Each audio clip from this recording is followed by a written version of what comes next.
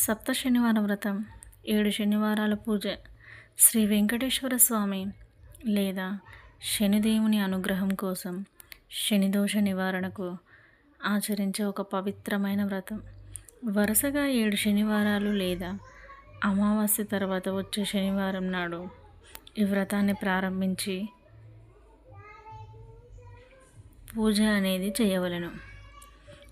ఈ సప్త శనివార వ్రత పూజను చేసేటప్పుడు ఉదయం స్నానం ఆచరించి ఇంటిని శుభ్రం చేసి పూజా స్థలాన్ని పరిశుభ్రంగా ఉంచుకోవాలి.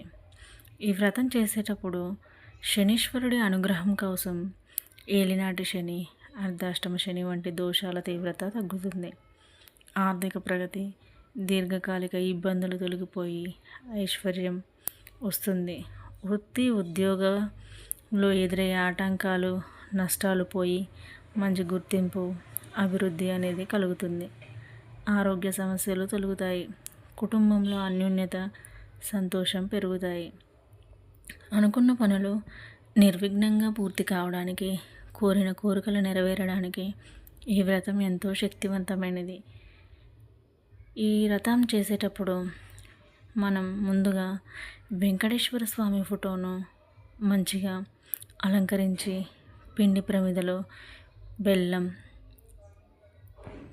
ఆవు నెయ్యి కలిపి పిండిని కలుపుకోవాలి.